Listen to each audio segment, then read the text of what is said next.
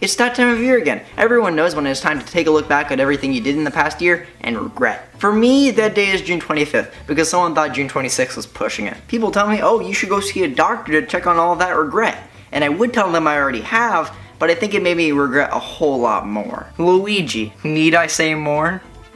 Well, I have to stretch this conversation out somehow. Luigi is Mario's brother. You remember that guy, the one with the games? Mario is one of the most iconic names in all of gaming. I mean, if you get a pinball spin-off, you're bound to be up there. But what if I told you Luigi had his own games as well? First of all, you probably wouldn't believe me. Luigi was created as an accomplice to many of Mario's antics, being relegated to the player 2 position. He was there in all of the mainline Mario titles until Super Mario 64, where Luigi doesn't appear at all. Now, aside from being something fans can speculate about for the next few decades, it proved that Luigi's success wasn't critical to the performance of a Mario game. Even without the guy, it quickly became one of the most iconic game releases in history. So Nintendo had to do some quick thinking in order to revitalize the good name of the Green Man. And just like that, Luigi's Mansion. What a classic. It was a launch title for the GameCube, which was a bit of a risky move considering that going for a Mario game would have been the more lucrative option. But while short, this is a wonderful game with something spooky and scary around every corner. See what I mean? Luigi was even given a headlining role in a pretty good series of RPG spin-offs. For the rest of the 2000s, he wasn't featured as prominently as he was in Luigi's Mansion, but his presence was definitely more visible and mainstream, to the point where everyone was at least familiar with him. While back in '85, he was more of an answer to a trivia question than anything. So on Valentine's Day in 2013, Luigi was announced to be getting his very own year, dubbed the Year of Luigi. First of all, I wish I was there to celebrate, and secondly, I wanted to find Luigi-based decorations at Party City, but because that mission was a bust, I decided to remove all Mario-based propaganda from my shelves. And with the Year of Luigi came 3 brand new game announcements: a new Luigi's Mansion game, another entry in the Mario and Luigi series, and new Super Luigi U. Luigi's Mansion hadn't gotten another entry since the original on GameCube, and while this was going to be on weaker hardware, I'm sure I would have been excited if my brain had developed by that time. Mario and Luigi coming to the 3DS was great. I love Superstar Saga and Bowser's Inside Story, and this game was sizing up to be just as incredible, because this one had more of a focus on Luigi. I'm sure if every developer did that, they'd strike gold. And new Super Luigi U, I'll give it this: it knows when to get rid of an abbreviation when it isn't wanted. But Luigi's Mansion Dark Moon was releasing that March. I was ecstatic, but I should also note that I enjoy being a liar. Luigi's Mansion Dark Moon is alright. For a sequel that came out 12 years after the original, I think it had a lot to live up to, but it just doesn't do that. See what I mean? It tries to do this thing where it makes Luigi's Mansion more suitable for picking it up every once in a while. But if I want to sit down and play for the whole thing, because you know I have nothing better to do, the experience is muddled because of it. The game doesn't follow you in one very tight and compact mansion that you play through with minimal interruptions. It goes for a mission-based structure, having multiple stages in a single mansion, but it isn't like the mansion is split up into these sections. No, you guy just pulls you out at random intervals. And it isn't like the levels are bad or the atmosphere doesn't live up to what we wanted. The game just has sort of a pacing issue. The game could have been so much better if they did a few things to fix that problem, but as it is, my immune system doesn't react well when I'm within 15 feet of it. So, Nintendo acknowledged that, and didn't really do another huge Luigi-related thing until June. And I honestly find it strange that we went a full 3 months without Luigi getting something to call his own. And if he did, his tracks have either been wiped off the planet, or it's too difficult to draw any discernible date to them. But anyway, new Super Luigi U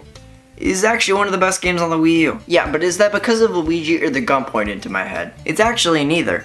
Hopefully. New Super Luigi U is a sort of DLC to New Super Mario Bros. U, but I am required by law to say that it got its own physical release. And I would like to know how the box is green instead of the typical blue. It kinda reminds me of how many Mario games released with a red box, even though they eventually switched over to blue. This game plays very similarly to New Super Mario Bros. U. However, all of the stages are heavily remixed as you aren't given much time to beat them in the first place, so you're gonna have to speed through it. And Luigi even has his own funky physics system that really immerses me in the Luigi-based gameplay. I like this game a whole lot more than the game it's based on, because instead of being basic, bland, and safe, it takes risks and isn't worried about taking a pre-existing game and changing its whole pace and tone. These games are two different beasts. While one is slow and methodical, the other one is quick and snappy. New Super Luigi U isn't just a cash grab that reuses old levels in order to make the most out of their assets. It stands as a reminder that you can still be very close to the standard New Super Mario Bros. Gameplay, while also changing everything about how the game feels to play. And it also stands as a reminder that the IRS finally caught up with my evasion. But in July,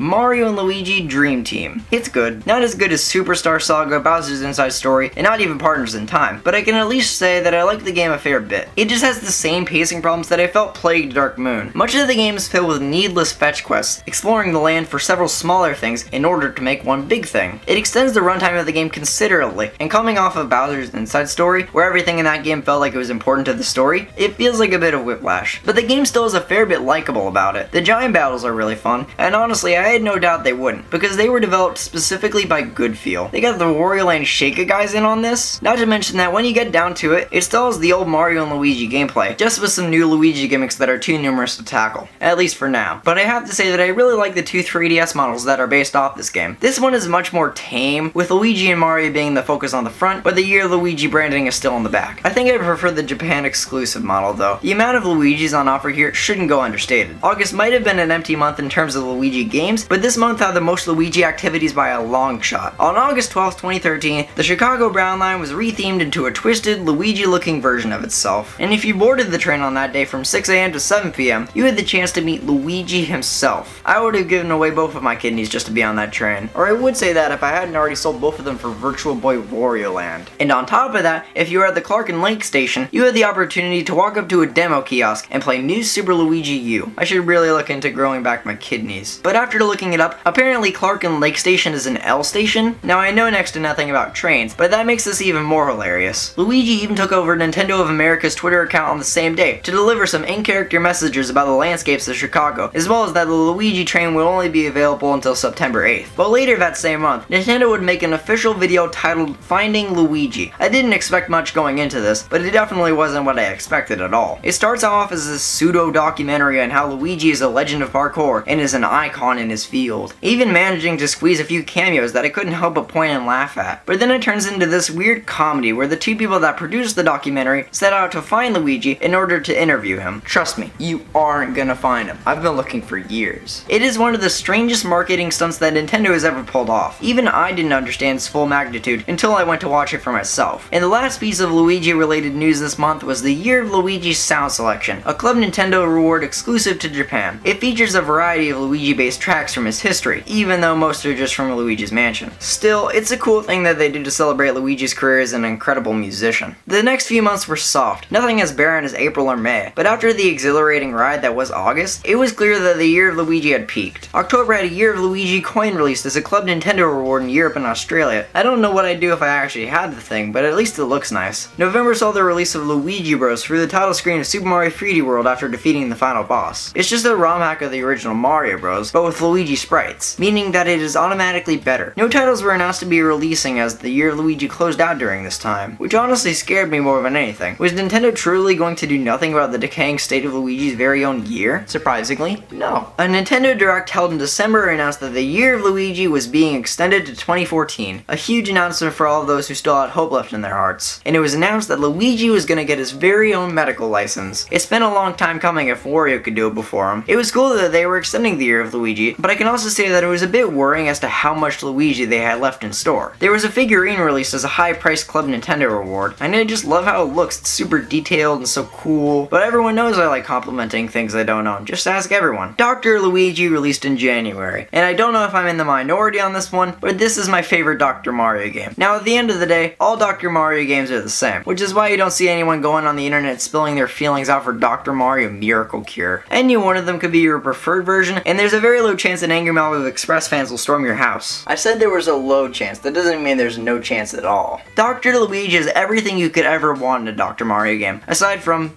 you know, Baby Wario. It has the classic Dr. Mario mode, just as simple and invigorating as ever, but it also has its own version of the Virus Buster from Online RX, where you take the pills and drag them wherever you want to. That game did it with the pointer controls, this game does it with the devil. The game even has a mode to call its own, named Operation L, where the typical Dr. Mario pills are replaced with L-shaped pills. And while it sounds like that would complicate things a bit, it makes the game a whole lot better, as you can kill viruses a lot faster if you know what you're doing. And it goes after quick logic rather than impulse. While Dr. Luigi might just seem seem like a cobbled effort to squeeze out the life of the year Luigi, it's actually quite good, and I find myself going back to it quite a bit when new Super Luigi U doesn't fulfill my daily dose of Luigi-related content. But later in the same month, Nintendo put out an advertisement for NES Remix, and this was a sign. The goal Mario is presented in this trailer is killing Luigi in whatever way he can. I don't know what message this was trying to send, but it was definitely a bit worrying. They had to have known what they were doing when putting this trailer out. It can't just be a coincidence, right? Was Nintendo truly going to let the year of Luigi die with this legacy?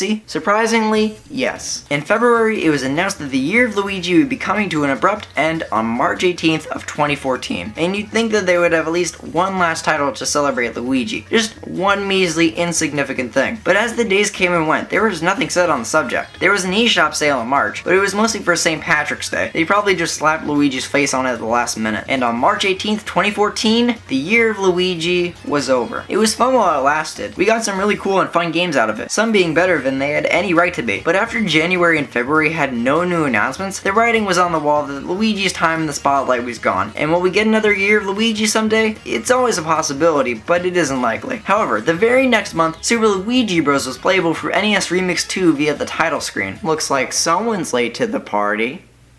It was my cousin Gerald. He didn't realize he couldn't open the garage door with his mind. Only I can do that. This was after the year of Luigi closed off. I don't know why this game wasn't released in early March so it could have met the year of Luigi due date. Because if this wasn't meant for the year of Luigi, then I wasn't made to talk about Wario. But there are some smaller things laid throughout the year of Luigi that I haven't discussed. There was a Nintendo World Store celebration with all of this Luigi-based merchandise. There was a jigsaw puzzle that was reminiscent of the year of Luigi sound selection cover. And it came in this neat little pouch as a Japan-only Club Nintendo reward. New Super Luigi U had several hidden Luigi sprites in each level. Same with Super Mario 3D World, Captain Toad Treasure Tracker, and NES Remix 2, even if not in every level. And there were 83 Luigi sprites in New Super Luigi U, mostly being a reference to Luigi's inception in 1983. And in Super Mario 3D World plus Bowser's Fury, even though it's a brand new console and the year of Luigi was long gone by this point, Nintendo still kept the old Luigi sprites, and they even went the extra mile of making some really hidden ones in the new Bowser's Fury mode. For a while there, you could have Nintendo employees show up to your Street Pass Plaza wearing Luigi hats. Swap Note was graced with Luigi themed stationery, and there were even some references in other titles, even after the year of Luigi ended. Because of the year of Luigi, Luigi found himself featured much more prominently in media, getting his own side modes and sequels. And more people now have the chance to see Luigi for who he truly is, a cowardly green man that always gets thrown to the side, but secretly yearns to be in the spotlight, which is what made the year of Luigi oh so satisfying. That was a great day of regret. I mostly regretted not being there alongside Luigi to celebrate his triumphs back in 2013.